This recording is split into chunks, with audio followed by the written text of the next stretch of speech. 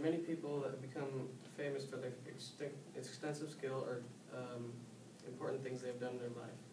Two men, Frank Lloyd Wright, Philip Johnston, have become famous for their creative minds or extreme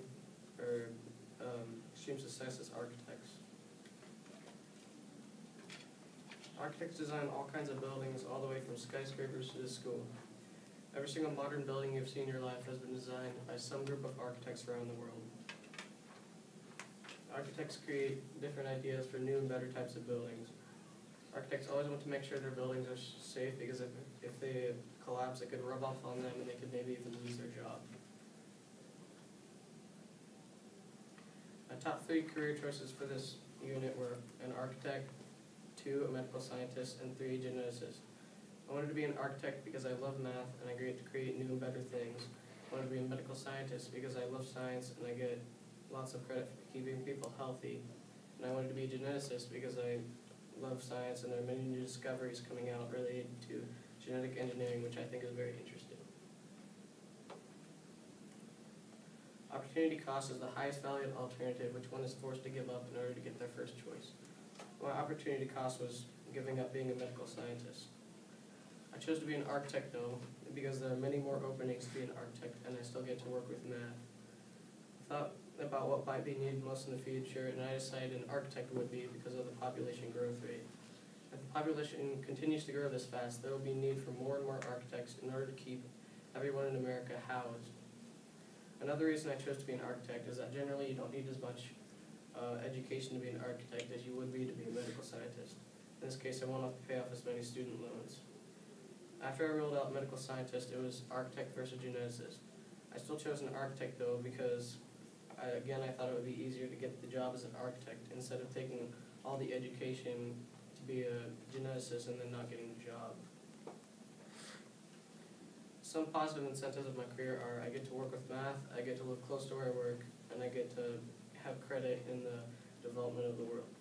It's nice to live close to where you work because you don't have to get up as early for work and you don't have to spend the extra money on gas. For my whole life, math has been my best subject and I find it very interesting, so I would like to use it for my whole life.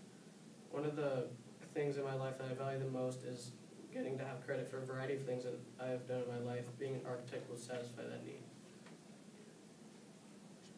3 negative incentives of being an architect are I get a fairly low income, the job requires quite a bit of money on education, and the job doesn't require any physical activity, which means I'm cooped up at a desk all day.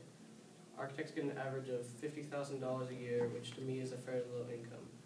For getting $50,000 a year, my student loans will take longer to pay off and overall more difficult. When you work inside at a desk all day, it is extremely bad for your health, and I might get pretty out of shape. This is my spreadsheet. It says my annual salary is $50,000 for an architect straight out of college. That means that my monthly salary is $4,166.67.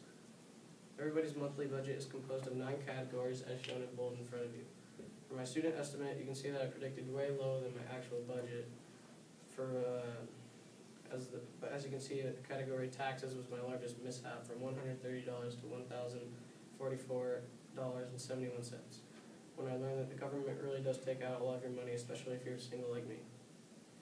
For my student estimate, my dad helped me guess as to what the actual budget for the categories was, and it was a little higher than my actual salary, but I assume that was just because he was used to providing for 5 people instead of 1. The cost of my apartment was $890, but split with my roommate was $445, but I could split the cost of other things like city utilities and cable TV modem, but Blake couldn't afford Netflix, so I had to pay for it. Although it was worth it because I'm saving lots of money on my apartment rent. I paid the minimum amount of money on toiletries because I'm a 22-year-old male and I only need the basics. This is my pie graph that I cut into 9 sections that make up my monthly budget. The sections are housing, transportation, utilities, taxes, food, medical insurance, school loans, toiletries, and discretionary. As you can see, toiletries is 1%, utilities is 2%, school loans is 5%,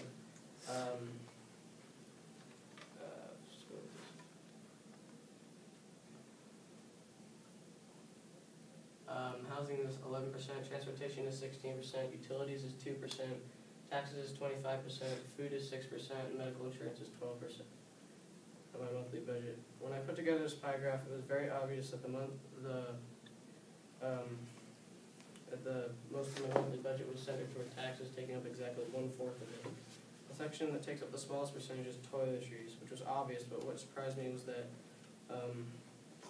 school loans only took up 5%. When deciding on what to spend money on, there are many unique decisions which you have to make, which we call trade-offs. One of the trade-offs that I made was giving up good cell phone service and quality cable TV to get a more expensive car, a red 2014 Camaro. Another trade-off I made was giving up the luxury of living alone so I could split the money of my apartment and I could have money to put in my savings and money for unexpected events. The last trade-off I made was paying for entertainment for Blake since he couldn't afford it, but overall it was worth it because I could split the money that cost of my apartment, which saved money regardless. This is my resume that I constructed to show to my employer and point out some of my qualifications. As listed on my resume in front of you, my qualifications include excellent sense of design, extensive math skill, great memory, and experience with advanced technology. In order to be an architect, you need to have a minimum of a bachelor's degree in architecture and design, which will stick out on my resume, which will give me an advantage when it comes to getting employed. But I got a master's degree in all of those. I graduated from Kansas State University with student residency. Prior to this application, I served as an intern at Kansas Architecture and Design and a junior architect at the same firm. I'm very creative, analytical, and have strong math skills. My two references that will hopefully back me up on my qualifications are Dr. Matt Fildrum, my professor at K-State, and Dave Woodward, who's my 8th grade algebra teacher. This is my cover letter that I wrote out to Brooke Bradley, the owner of the company, Kansas Architecture and Design, where I'm applying to be an architect. The purpose of the cover letter is so that my employer will know that I took time into writing the cover letter specifically for him, and that I didn't just mass produce it and send it to a bunch of different companies around the world. Here are 5 websites I used to gather information during this career unit. Educationportal.com, where I found the degree that I needed to be an architect. Careervillage.org, that showed me what the average day of an architect looks like. Kstate.edu, that showed me what one cost of a credit per hour for a resident of Kansas was. And careerleader.com, which gave me some careers that I would be successful at. And pacareerzone.org, which also gave me some options of careers that would fit me. Overall, I think jobs as architects will come much more common in the future and will be needed greatly. In my opinion, architecture is very interesting, and I hope I can become a part of it someday.